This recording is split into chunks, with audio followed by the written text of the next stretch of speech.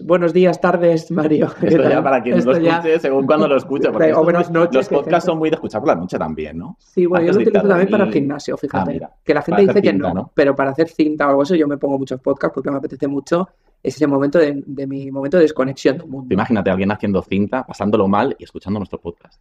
Pues oye, pues ¿Ves? Es si, el si puede valer contrapunto, el para contrapunto. sacarles una sonrisa a alguien o que estén Sí, para evadidos de informarse. su día, pues para mí estupendo. Enhorabuena. Bueno, un poco por introducir a nuestra invitada de hoy, primero quería preguntarte una cosa. Yo sabes, Mario, que yo soy muy fan de los musicales y me gustaría saber si a ti te hubiese gustado actuar o hacer un musical. Yo creo que el musical, y luego lo hablaremos con nuestra invitada, creo que es uno de los géneros de la interpretación más complicado porque creo que tienes que tener muchas disciplinas y saber controlar muchas disciplinas y creo que eso es muy de alabar para la gente que se dedica a los musicales. Fíjate, y se está representando ahora, me gustaría Mamma Mía, me parece un musical muy con mucha luz, Es un muy alegre, musical es muy muy alegre, alegre. sí, muy divertido Yo lo he visto, es muy bonito. y claro, es lo más cerca que podría estar de Meryl Streep, Ah, que también es un punto, ¿no? bueno, también, es un punto. ¿A ti qué Bueno, te gustaría? yo, bueno, te digo que yo he participado en algún musical, en el que se hizo anteriormente al que está actuando ahora nuestra invitada. También tuve la suerte de bailar un día en Hoy no me puedo levantar, que fue maravilloso y fue uno de los musicales, pero si he de decir uno de los musicales que más me ha gustado ha sido Billy Elliot. O sea, me pareció un musical tremendo, escenografía, actores, o sea, cuerpo de baile, dirección, me pareció una pasada. Bueno, me encantaría salir en todos, por supuesto. Yo sí. A nosotros ya lo que nos ofrezcan nos va Todo. bien, nos Yo me va adapto bien. a todo.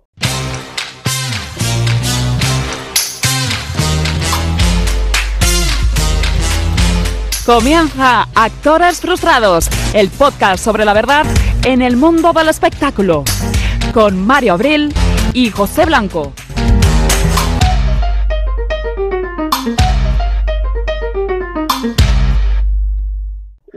Bueno, pues vamos a presentar a nuestra invitada de hoy, que nace en Madrid.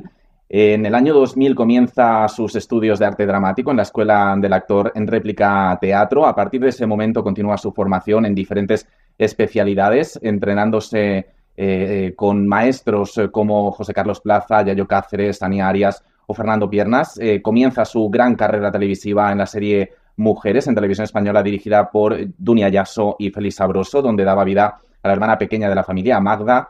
Por ese trabajo recibió el premio de la Unión de Actores como actriz secundaria de televisión en 2006. Posteriormente trabaja en series como Herederos, Desaparecida, Traidores 23F, La Señora, La Princesa de Éboli, La Memoria del Agua, Gran Hotel, Estamos Ocupados y Galerías Velvet. Sin duda, uno de sus grandes éxitos viene en 2015 cuando inicia el rodaje de Vis a Vis, serie en la que interpreta a una de las peligrosas reclusas de la cárcel, Anabel.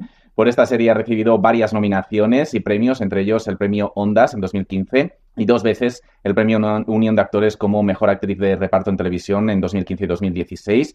Además, ha trabajado con grandes directores del cine español como Amenábar, como Fernando Colomo o como Vicente Villanueva. También ha hecho cantidad de personajes en teatro y actualmente interpreta al personaje de Mamá Morton en el musical de Chicago en Madrid, del que luego vamos a hablar. Hoy tenemos el placer de presentar y conocer en Actores Frustrados a Inma Cuevas. ¡Wow! ¡Qué maravilla! Lo hemos dicho todo bien porque tienes tanto currículum que Es difícil era abarcarlo muy todo, ¿eh? difícil resumirlo de una manera. Que yo estoy encantado de tenerte tan cerca y de poder mirarte y de poder entrevistarte, que es para nosotros un lujazo.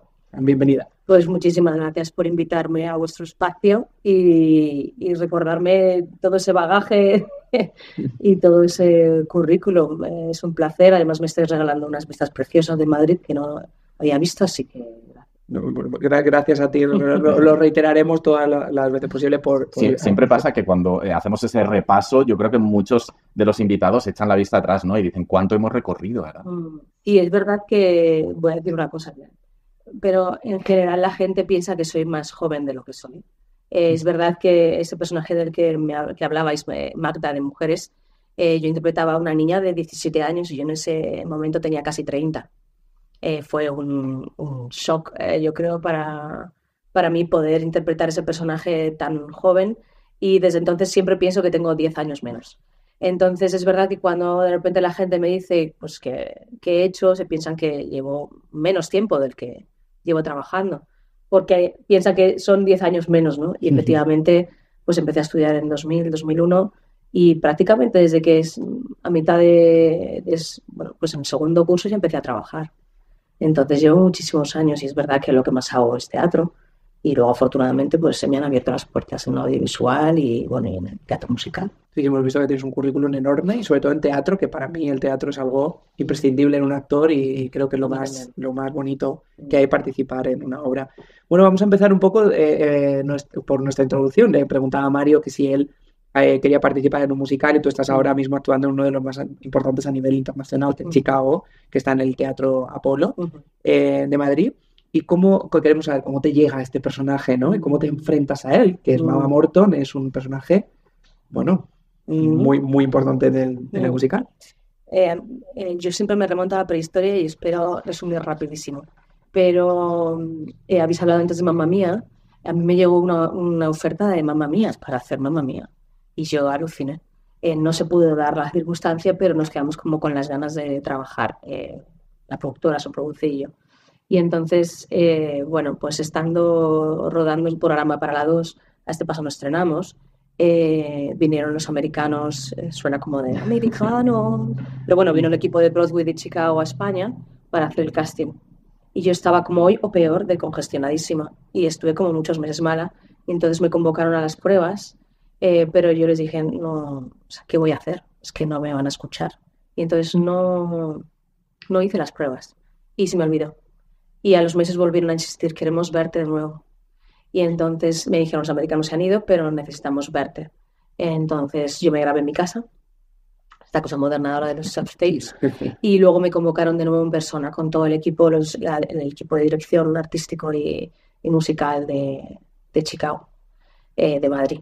Y entonces, bueno, pues me volvieron a ver en persona, me grabaron las pruebas, se las mandaron a los americanos y decidieron que lo hiciera, que hiciera de Mama Morton.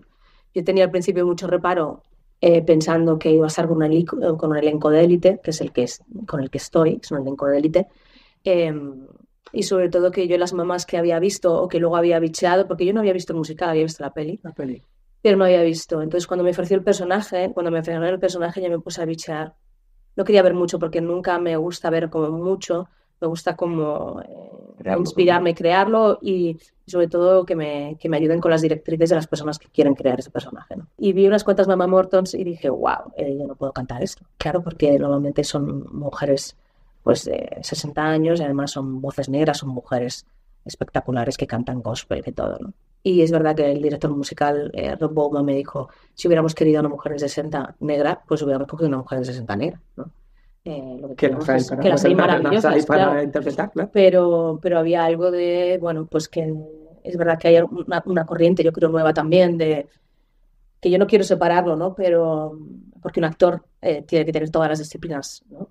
Pero sí que como que me contaron que querían intentar que fuera más actriz que cantante o que, bueno, que supiera interpretar los personajes y que luego pudiera también ser apta vocalmente, ¿no? Y para mí fue brutal, fue un proceso preciosísimo.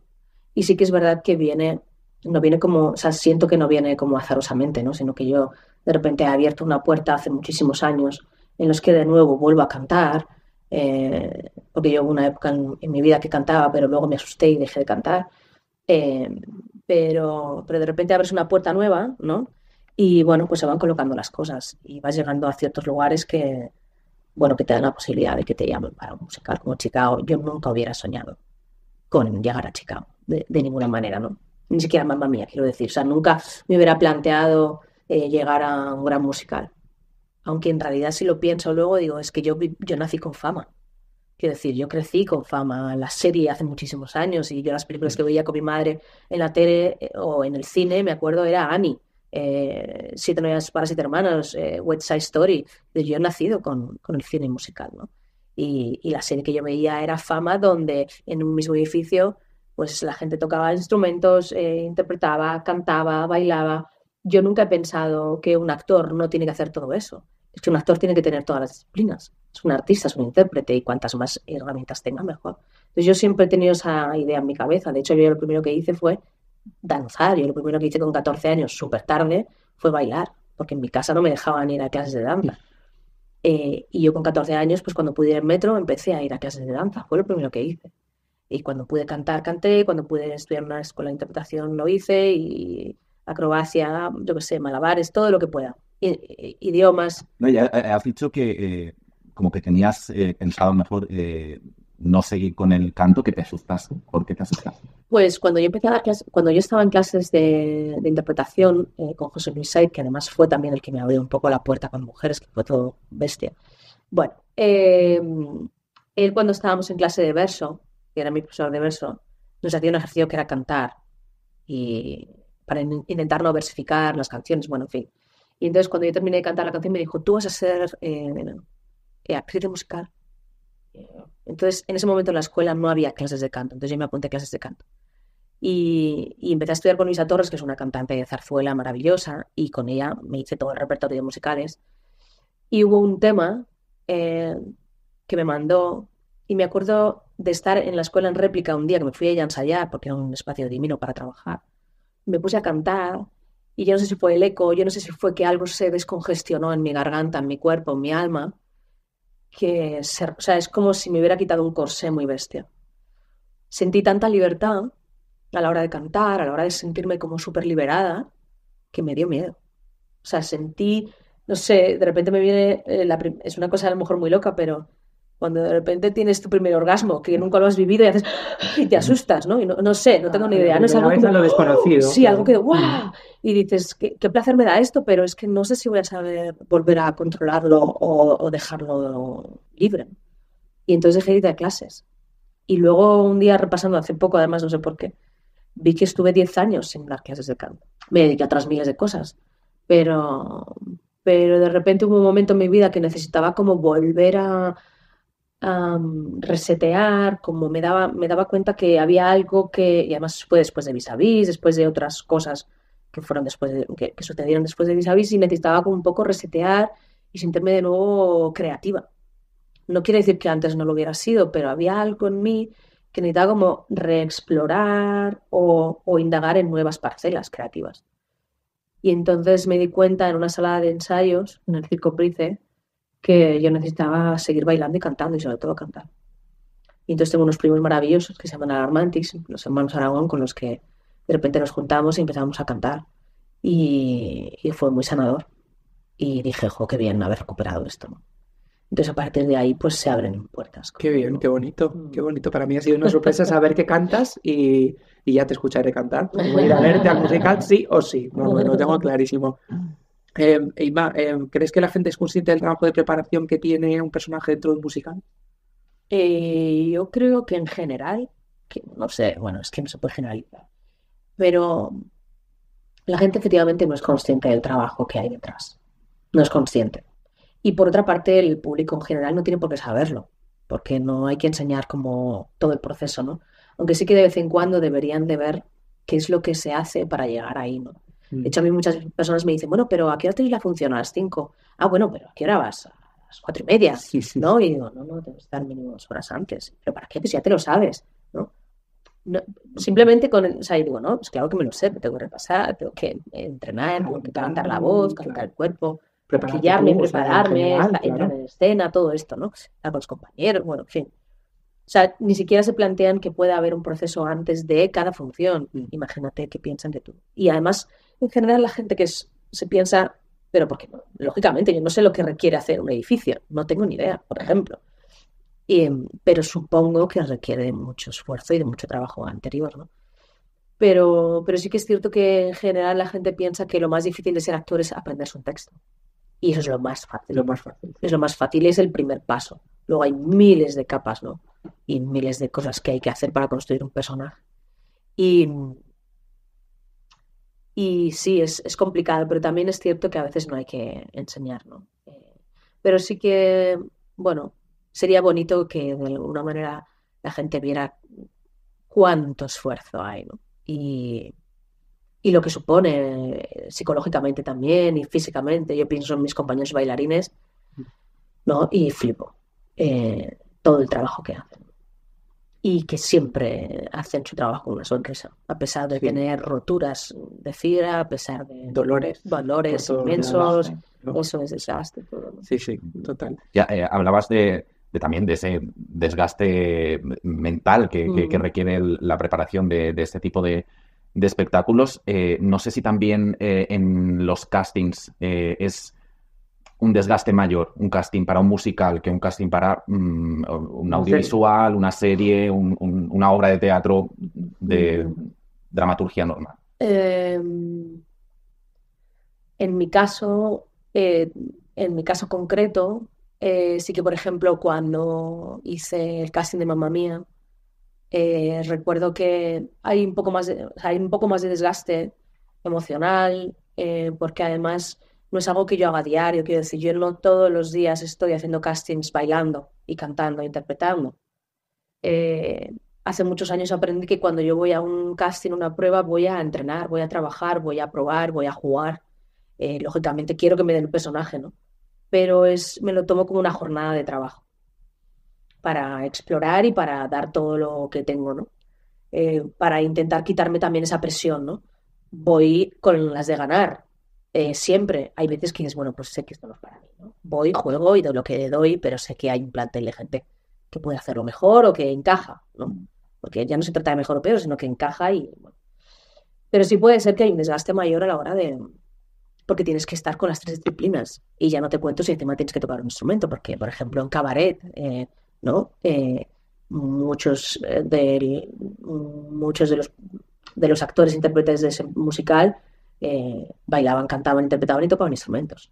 Entonces, bueno, pues cuando te toca hacer las 4 disciplinas, no solo tienes que prepararte un personaje y una separata, sino que tienes que prepararte 4 pruebas a la vez. Entonces, supongo que es mucho más, iba a decir devastador, no quiero decir devastador, bueno, necesita mucha más energía. Claro que sí. Y luego toda esa energía, todo ese trabajo, como decías, 4 disciplinas en una misma persona, en un mismo profesional. Siempre se habla de lo mal pagado que está el teatro, luego se recompensa económicamente. Una persona que tiene todas esas disciplinas, que las pone sobre un escenario, luego se ve recompensado económicamente.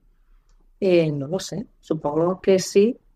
O sea, no sé si, supongo que sí. Supongo que cuando te están pagando no solo por interpretar, sino también tocar el instrumento y a lo mejor tienes que poner tu propio instrumento, supongo que eso se pagará.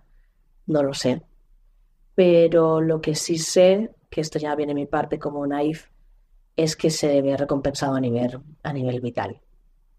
Estar encima de un escenario y ofrecer lo que has aprendido y saber que eso está curando, sanando, alegrando, conmoviendo al público, es que el dinero no llega ahí.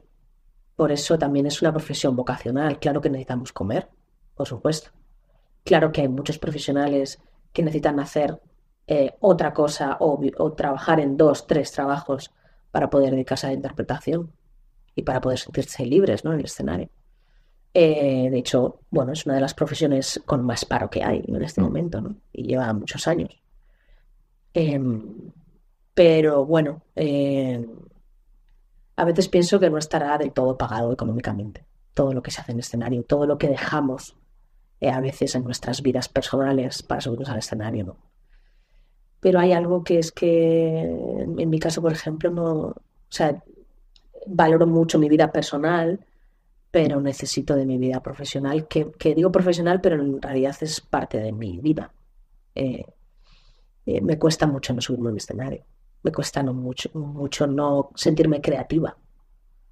Yo digo, es una de las drogas más bestias que hay para mí, ¿no? La adrenalina que te da el escenario. Me encanta porque de repente me he escuchado como desde fuera con esta voz profunda. No, pero es que estamos obnubilados, Mario. Yo estaba mirándote como dices, muy interesante. nos atrapas, nos atrapas. Sí, No has tenido que renunciar a muchas cosas para poderte dedicar a esta profesión. Pues, hombre, renuncias al tiempo con tu familia, con tus amigos, con tu pareja. Las distancias también las giras son como agotadoras. Tiempo para ti, ¿no? Para resetear, para parar, ¿no? Yo había un momento en mi vida que tuve que parar y no hace mucho. Tuve que parar, además yo creo que o sea, yo he tenido mucha suerte en mi vida profesional, mucha suerte. Y entras como en la rueda, ¿no? Porque va, esto, bueno, pues que te engancha. Y hubo un momento que dije, no, para, necesitas tiempo para ti. Necesitas parar toda esta rueda porque te está absorbiendo, porque necesitas parar. Y de repente necesité 7, 8 meses porque yo no tenía fuerza, no tenía, ¿no? Había algo que no... Pero ahora, por ejemplo, echo mucho de menos ir al campo, por ejemplo. Echo mucho de menos pues irme con mis amigos a comer tortilla de patata al campo. Lo echo mucho de menos porque apenas era... Pero luego es verdad que, por ejemplo, en ese momento Chicago es una gran familia también y dentro de la función pues estamos todos muy conectados y nos cuidamos mucho y eso pues es de agradecer. Me parece muy valiente lo de desaparecer 7, 8 meses porque al final esto es una industria en la que si no eres visible, luego volver a la rueda quizás es más difícil, ¿no? Bueno, yo he aprendido a no esperar a que me llamen, a crearlo. Y a mí no me da miedo desaparecer porque no desapareces. Mucha gente me dice, ¿pero qué haces en un musical? Que eso es como desaparecer del mundo. Y yo, estoy en Madrid, no desaparezco. Si alguien quiere venir a verme, si alguien quiere saber de mí, estoy aquí. Y aunque estuviera en Barcelona, en Bilbao, sigo estando viva y si alguien quiere llamarme para trabajar, estoy dispuesta a que me llamen y a coger el teléfono y a nada, ¿no? No tengo miedo porque no creo que desaparezca, simplemente, o sea, desapareces como de un lugar, a lo mejor, de un... Te resitúas, ¿no? De alguna manera, te Sí, reubicas. sí, bueno, sí, te reubicas. Es que hay miles de formas de sentirte creativo, no solo en una serie de televisión o en una película o en una obra de teatro. Hay muchos circuitos, hay muchos lugares, hay muchos directores de casting, hay muchas directoras de cine, hay muchísimo a donde llamar, ¿no? Yo creo que lo que pasa es que a veces pensamos que el mundo de la interpretación es mucho más pequeño y que si no, y que como estamos en una línea, pensamos que si no seguimos en esa línea, vamos a desaparecer. Y hay miles de posibilidades. Lo que hay que hacer es un poco como decía Macbeth, ¿no? Mirar el bosque desde fuera, ¿no? Hay que mirar desde fuera y ver todas las posibilidades. Hay un abanico maravilloso. Cuando llegó esta corriente de Argentina de hacer teatro una vez a la semana y de hacerla en cualquier parte del mundo, ¿no? Te das cuenta de, bueno, como hace una colega performance que se llama Tere, ¿no? La Tere, la Sole, que tiene un personaje que se llama La Sole, hacía un monólogo encima de una taza de un váter.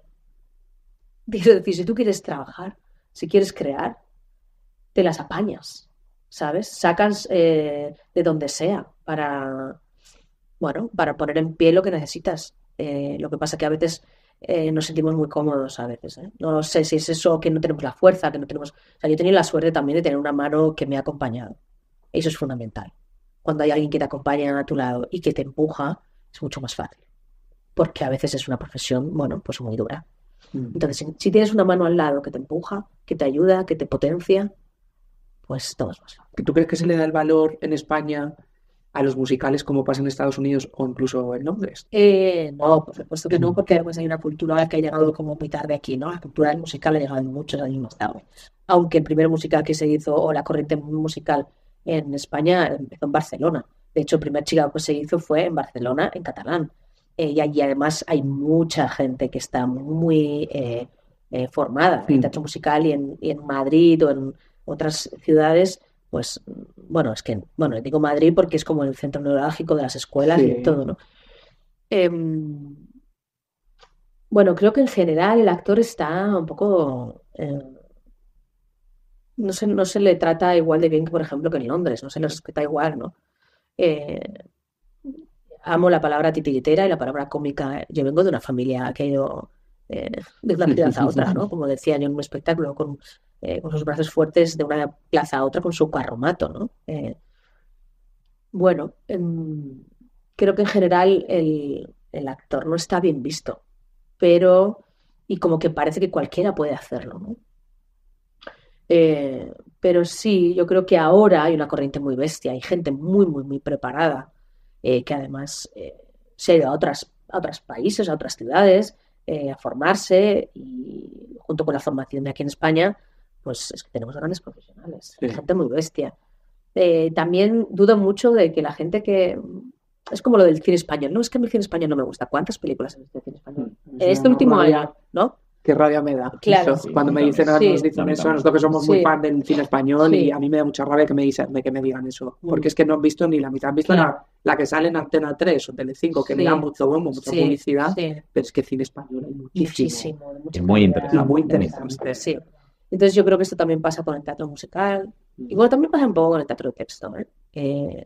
Que no sé por qué, de repente los adolescentes les anima muchísimo a ir al teatro. Ver una obra de teatro les aburre, o no, a lo mejor pero ya no tienen como esta inquietud de, bueno, voy a ver otra. Es como lo del cine, si hay una peli que no te gusta, no dejas de ver cine, ¿no? No sé qué pasa con el teatro musical. Creo que hay grandes profesionales en el teatro musical, gente muy potente, de hecho es la gente más completa que hay, y habría que valorarla, por supuesto. Valorarla y potenciarla. Yo creo que en eso que dices, Inma, creo que tiene que ver mucho con la educación. Creo que cuando, o por lo menos yo lo he vivido, ¿no? Cuando estás en el instituto te llevan a ver obras de teatro que a lo mejor no son para tu edad y te quedas con que el teatro es eso y ya no vuelves, ¿no? Y yo creo que ahí, en la parte de la educación, hay mucho trabajo por delante, ¿no? En ese sentido. No. A mí es que me da mucha rabia cuando me dicen eso, o cuando me dicen, es que yo no voy a un musical porque cuesta mucho dinero. Y dices, ya, pero es que todo lo que hay detrás, el trabajo, yo, claro que lo he vivido de otra forma, pero es que no solo la preparación del actor, actriz que sale, es que es todos los músicos en directo, gente tocando en directo, que eso tiene un valor. Toda la preparación que lleva, el maquillaje, vestuario, toda la gente que trabaja detrás o los que están detrás ayudándoos a vestiros o a cambiaros de traje, o sea, esa gente, digo, ¿cuántos sueldos hay que pagar para que tú estés 1 hora y media o 2 o 3 viendo un espectáculo? Sí, nosotros somos casi, bueno, como un equipo pequeño de una serie de una peli, somos casi 100 personas. Es que Cada día. En un teatro. Somos 40 en escena. Y eso la gente no lo ve.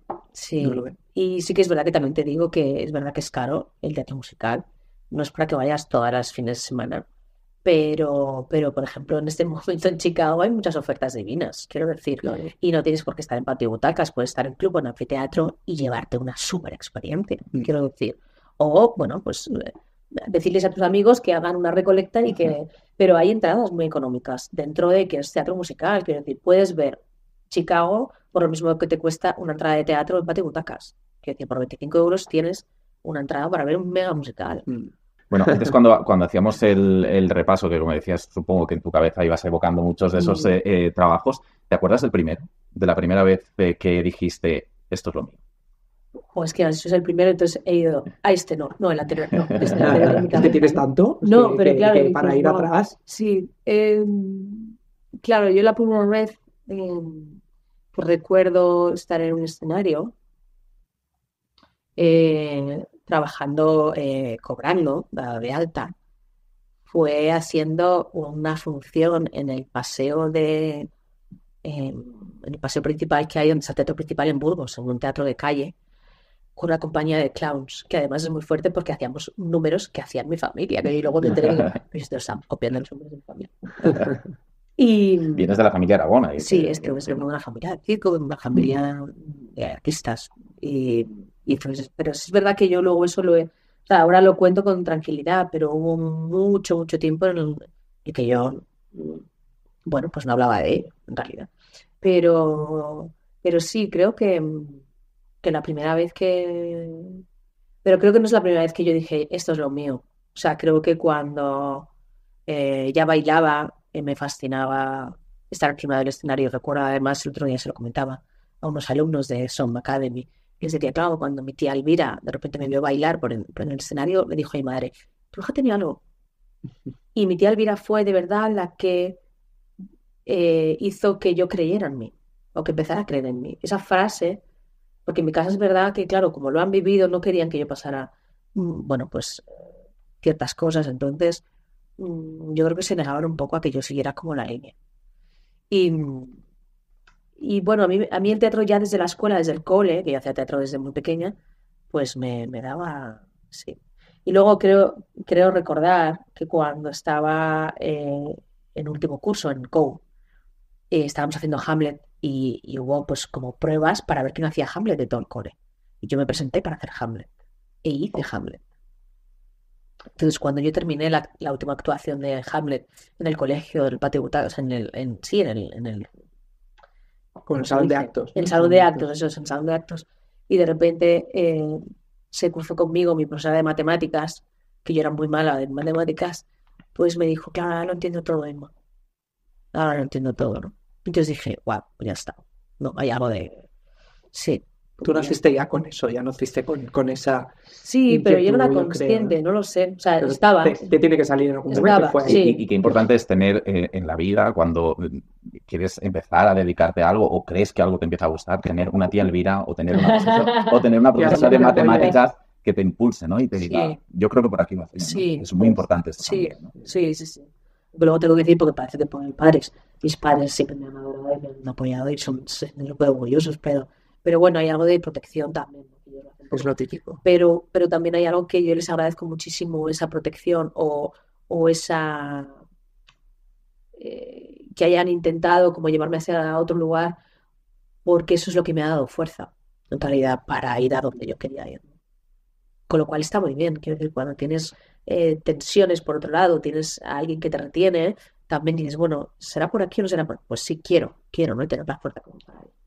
Qué bien, qué bonito eso. Es que es verdad que es muy importante tener un apoyo ahí de la familia. Yo cuando empecé a bailar o cuando empecé con el teatro, a mí también me ha apoyado mucho. Y es verdad que yo cuando veo a hijos, hijas de mis amigos o amigas, le digo, si quiere bailar, que baile. Si quiere actuar, que actúe. Apúntale, no por la sociedad del niño tiene que ir a fútbol y la niña baile. Es que me da mucha rabia eso. Si al niño le gusta bailar, que vaya a bailar. Porque al final le puedes explotar una cosa. Luego está el contrapunto. Cuando hablábamos con la actriz Lola Moltó, ella nos contaba que cuando estaba empezando se encontró una persona que le dijo, no, tú no te dediques a esto. Claro, eso te puede hundir cuando te estás preparando para ello, ¿no? Sí, es muy complicado. Hay que intentar Apoyar. apoyar y sobre todo tener mucho cuidado con lo que dices, ¿no? Con las palabras que le dices además Que le dices a un niño, a una niña que está creciendo y que yo creo que, esto creo que lo decía Picasso, ¿no? Como que todos tenemos el arte en el cuerpo, ¿no? Cuando somos niños, pero luego lo vamos como apagando, ¿no? Yo creo que hay que potenciar todo lo que, y sobre todo las artes que nos hacen libres. Totalmente. Entonces, Nos hace ser la persona que queremos ser y nos hace descubrir cosas de nosotros que no sabemos ni que existían. Y vamos a seguir por... Bueno, es que yo tengo que hablar de esto porque no puedo evitar tener que decir cerca, ya sabes que íbamos a tocar este tema, lo sabías, ¿no? Sabías que esto iba a llegar, ¿no? Es inevitable hablar de tu personaje de Anabel, ese personaje que yo adoro, o sea, adoro. Además es que lo veníamos comentando en el coche cuando veníamos para acá. Que yo justo para preparar la entrevista me estuve viendo vídeos de cuando hacías Vis a Vis, vi la muerte de tu personaje, que fue tremenda, ¿no? Sí. Y lo comentábamos de lo especial que era ese personaje, de cómo es construir una mala, pero que a la vez tenía esa ternura y que despertaba esa empatía, ¿no? Yo creo que todos nos quedamos cuando matan a tu personaje. Yo creo que esto no es spoiler ya después de varios spoiler, años. porque después de tanto tiempo ya lo sentimos, pero Estaba escrito ya. creo que todo el mundo ha tenido que ver esa serie. Independientemente, aunque la gente lo sepa, tiene que ver. Tiene que ver igual. O sea, quiero decir, ese personaje, ¿cómo viviste tú ese personaje? O sea, quiero decir, este es un personaje muy, muy importante en nuestras series españolas, ¿eh? Te lo digo de verdad, no te lo digo porque estés aquí, te lo digo porque es un personaje muy malo y querido a la vez. ¿Cómo viviste eso? Bueno, tengo que decir que yo no me planteé nunca voy a hacer de un personaje malo o chungo, sino que, bueno, decidí jugar con todas las cartas posibles y es verdad que además, como anécdota, decir que yo hice el casting para hacer la gobernanta y a mí yo iba a grabar el personaje de la gobernanta. Pero moría en el segundo capítulo y entonces me dijeron, bueno, como muere en el segundo capítulo, esto tampoco es spoiler, ¿vale? La gente que la gobernanta lo hace Chris Pratt, no, ¿quién lo hacía? Yo lo hacía Ana Labordeta. Ana Labordeta. Claro, es verdad. Entonces, bueno, la cuestión es que yo iba a hacer de gobernanta. Entonces me dijeron que la gobernanta moría en el segundo capítulo, spoiler, pero interpretaban a la Labordeta. Y entonces que luego cogieron a Mona Martínez para hacer la segunda gobernanta. Que ella, por cierto, fue mi profesora de danza en la escuela. Con ella aprendí muchísimo. Y luego coincidimos las dos en la serie, fue bestia. Me dijeron, bueno, vas a hacer un personaje de presa. y entré antes de lo que yo tenía que entrar previsto, ¿no? Por lo que fuera, de repente coincidió, lo que sea. Y entonces entré a hacer un personaje de presa. Entonces a mí me dijeron, bueno, pues Anabel es sociópata, es una mujer que tiene una red de prostitución por la Costa Brava, tiene a su madre Todo que muy la ha normal. humillado y está en otra cárcel y esto es lo que tienes que... Entonces, claro, yo empecé a rodar como súper temprano. Yo no tuve tiempo como para construir.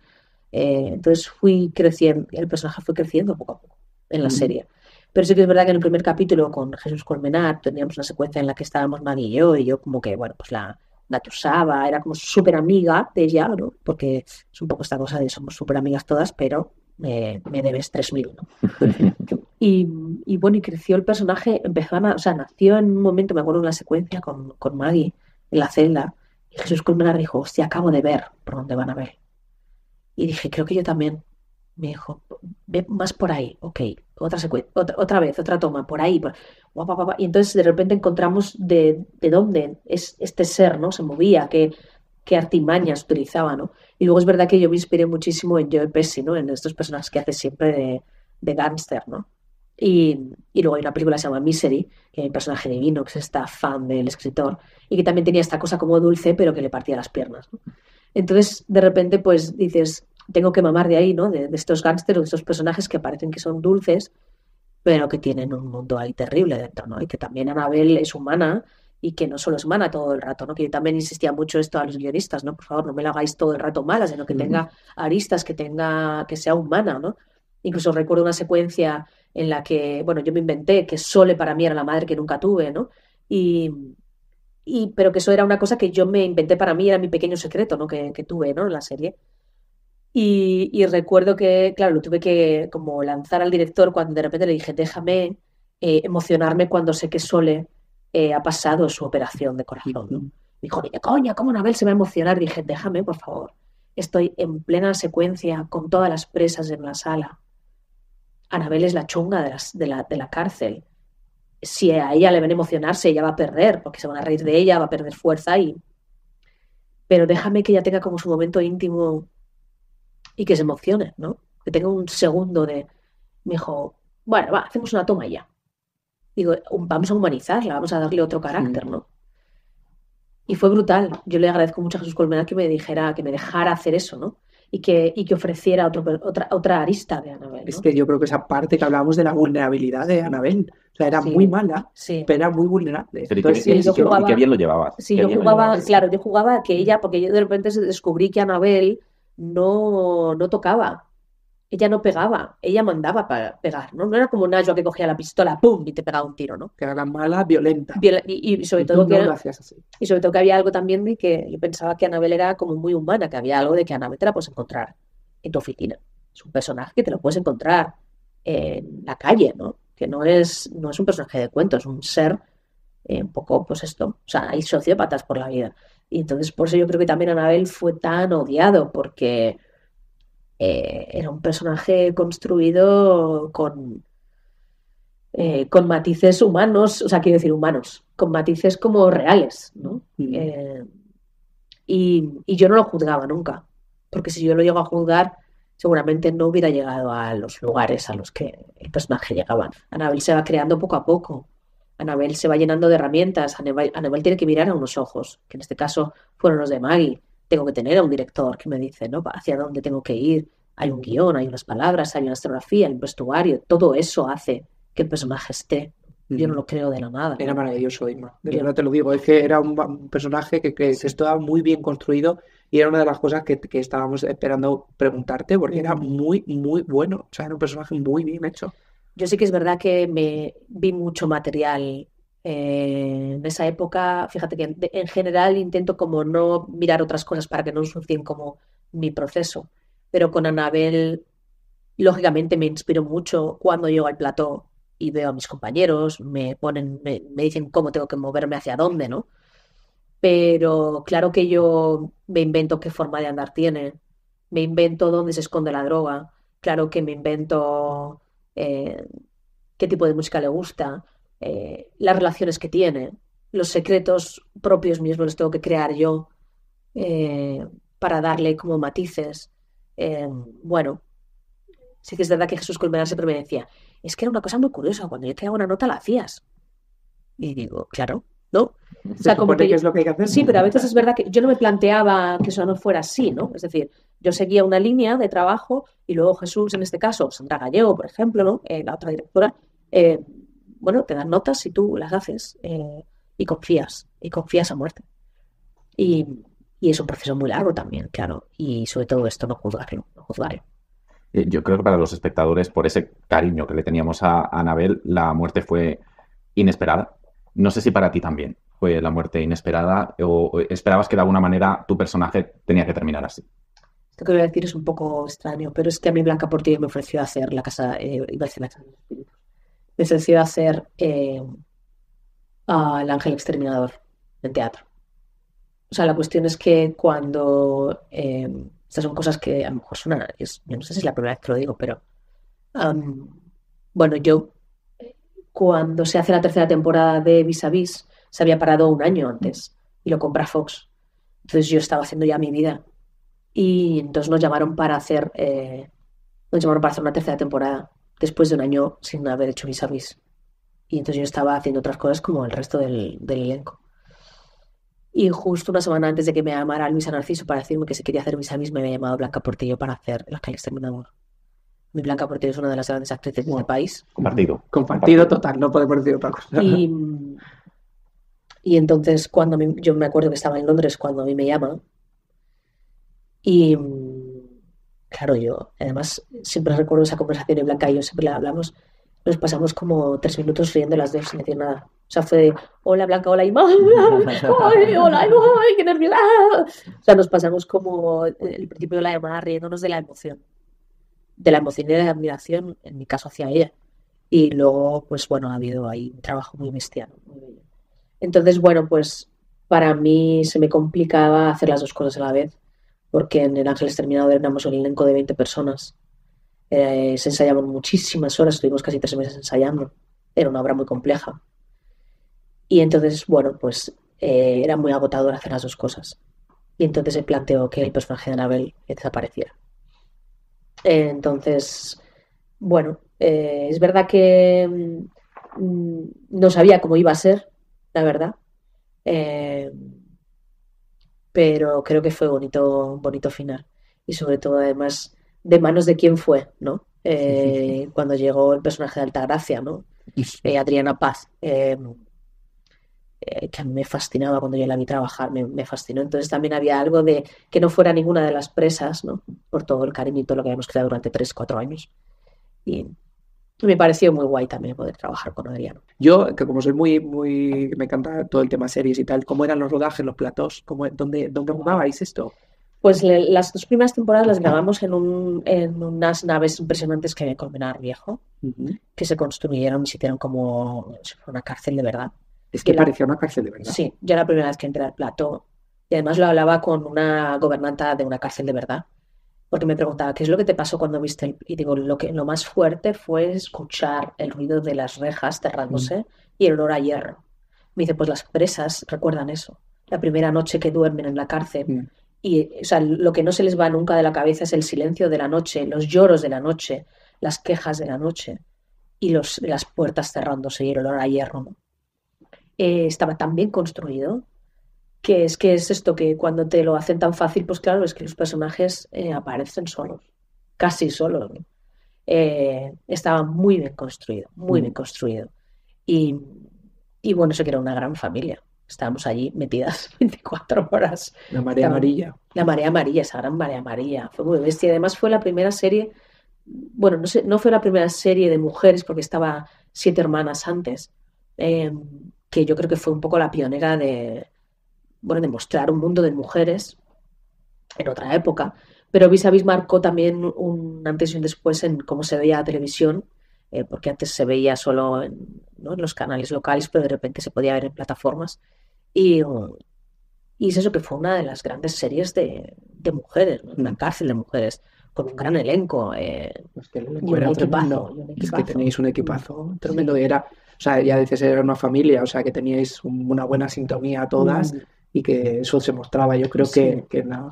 Y hacemos un recordatorio ahí a Ciar Castro. Por favor, vamos a hacerle Castro. un recordatorio que a todos nos ha impactado mucho su fallecimiento, que creo Sí. que era una mujer maravillosa que tú has tenido la oportunidad de trabajar Sí, con ella. sí. De hecho, cuando nosotros empezamos el podcast, era una de las invitadas que nosotros queríamos tener, Qué porque entrevista tan Ciar preciosa, creo sí. que ella además era muy activista y nosotros que también queremos reivindicar muchas cosas, era una entrevista que era una de las posibles y nos impactó un montón. De hecho, cuando la veo, que además ahora ha salido en Machos Alfa en la Yo la segunda, hice el otro día, en efectivamente, me pasó en la lo segunda mismo. temporada y la vi y dije, iba a decir una palabrota. Es que no está. O sea, Sí. Ciar Castro ya no está. Para los que lo habéis conocido, me imagino que habrá sido un Pero impacto. fíjate esto que dices, a mí lo que me pasó fue también lo mismo, que estaba sentada en mi sofá, luego Machos Alfa y de repente vi a Itziar y ¡guau! Y pensé lo mismo que tú, perdóname. Pero dije, hostia, no está, pero dije, está, sigue estando.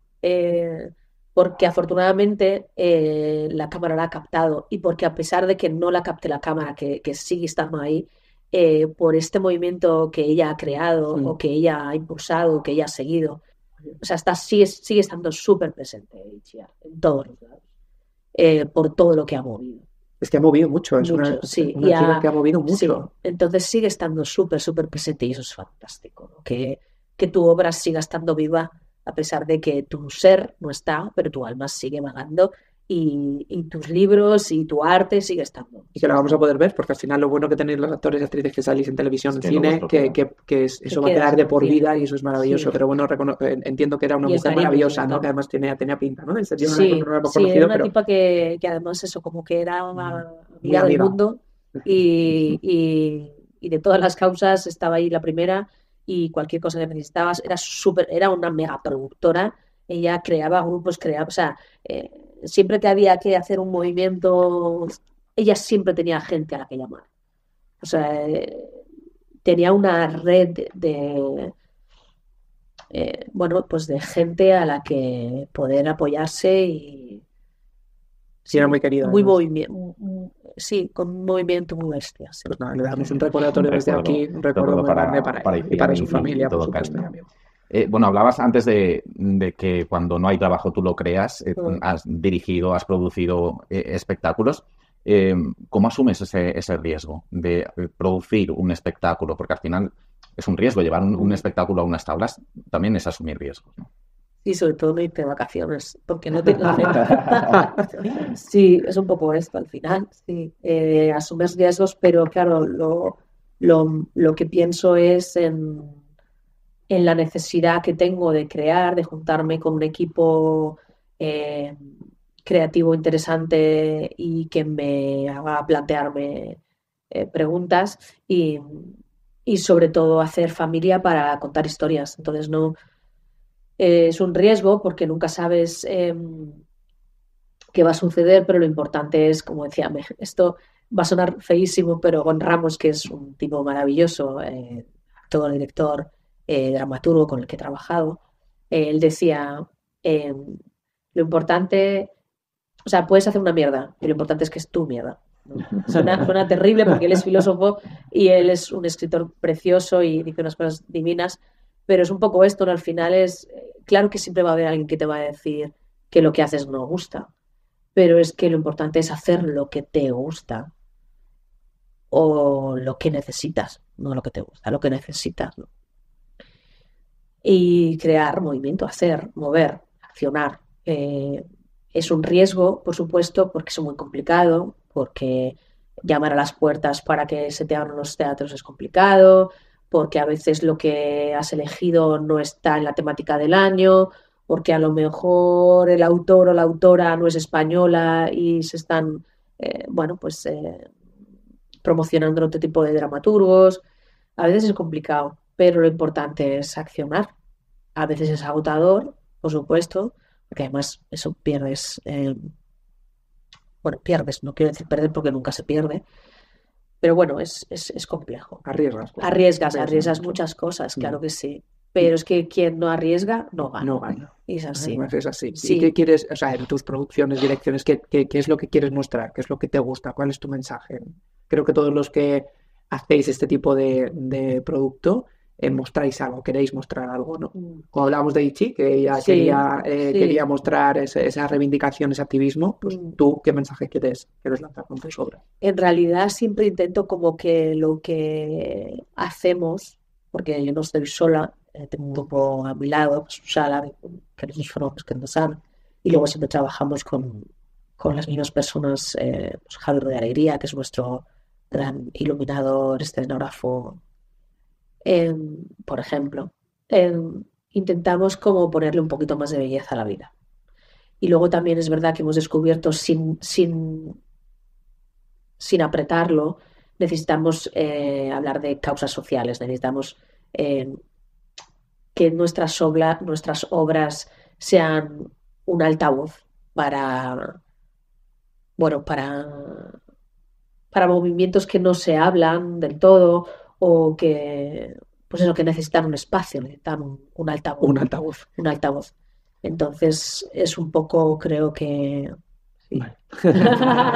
Ha quedado claro, sí. Y hablamos antes de tu extensa trayectoria, y creo que estás en una posición de poder dar consejos también a las personas que están empezando o que somos actores frustrados como vosotros, que no conseguimos alcanzar esa profesión. ¿Qué les dirías a actores, actrices que están empezando, que no consiguen llegar a ese punto? Esto nos interesa mucho. Esto tomamos. Lo que me doy cuenta de las últimas generaciones, sobre todo las más actuales, las más jóvenes, es que, que con las redes sociales se ha hecho mucho daño y entonces todo lo quieren ya. Quieren como fama inmediata, quieren tener trabajo ya, todo ya. Y esto es una profesión de larguísimo recorrido y que no se sabe todo ya, que no se puede conseguir todo ya y que es muy compleja y que es, hay que no saltarse las pantallas del juego, ¿no? Creo. Es fundamental como ir poco a poco y no tener ansiedad. Es verdad que es muy complicado no tener ansiedad, es muy difícil decir, no tengas ansiedad, ¿no? Pero creo que lo importante es formarse. Lo importantísimo es formarse. Saber de verdad qué quieres, porque a veces, las generaciones de ahora, a veces, no quiero generalizar, pero hay muchas personas que de repente lo que quieren es como salir en la tele, pero no saben lo que es el trabajo artesanal de subirse a un escenario, ¿no? Uh-huh. Ni siquiera han ido nunca al teatro, pero como piensan que, como que es fácil llegar ahí, ¿no? Y creo que no es nada fácil y que se requiere de mucha perseverancia, de mucho estudio, de mucho rigor, de mucha responsabilidad, de mucho compromiso. Y de creer en uno y sobre todo de formarse. Creo que es importante formarse. Y como decías tú, de hacer lo que a uno le gusta. Porque al final, la vida a veces es compleja, entonces lo importante es hacer lo que a uno le hace feliz. Le hace feliz. Eso es un poco el objetivo, ¿no? De la vida, hacer lo que tú, ¿qué piensas? Porque esto es una pregunta que hacemos mucho. ¿Qué piensas de tener un plan B?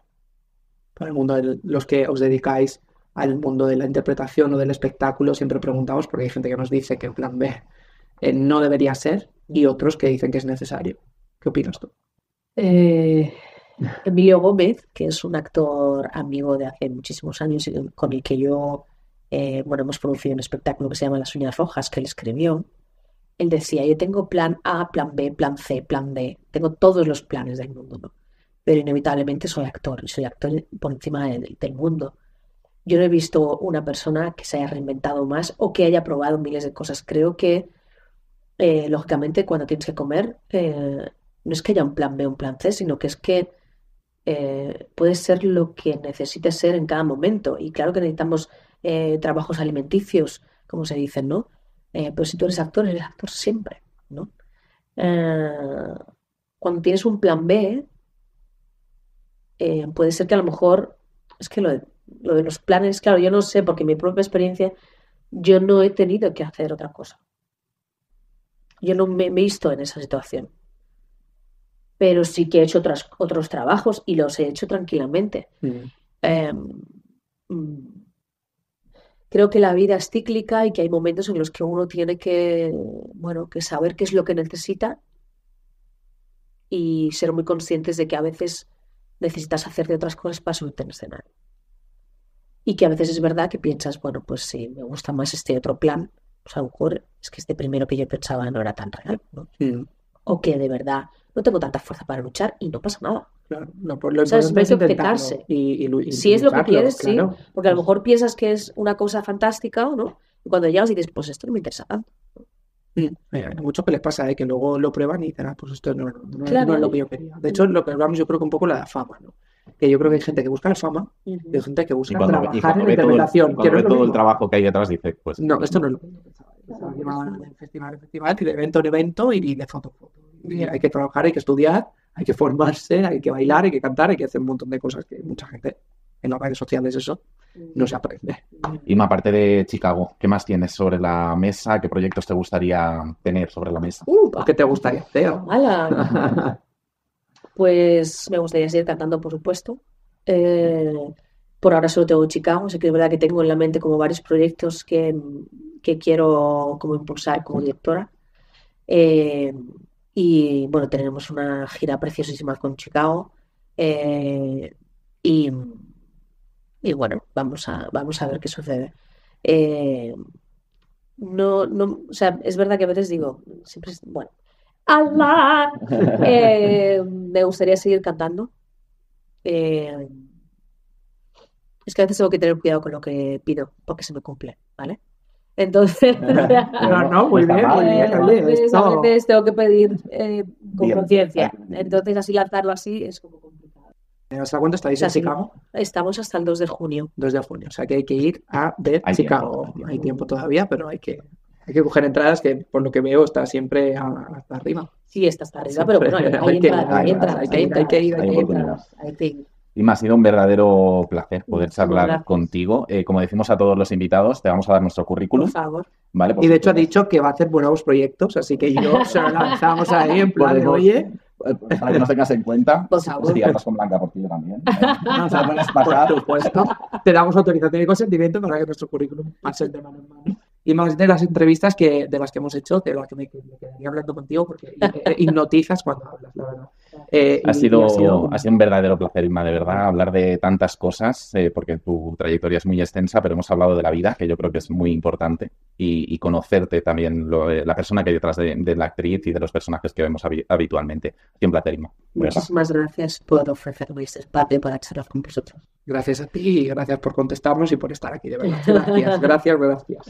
Pues un placer, un capítulo más, Otro más. que nos llevamos un gran aprendizaje. de verdad. Yo hoy voy a dormir, vamos, del tirón. Voy a dormir del tirón porque de verdad que para mí esto es un verdadero lujo. Gracias, José. Gracias, María.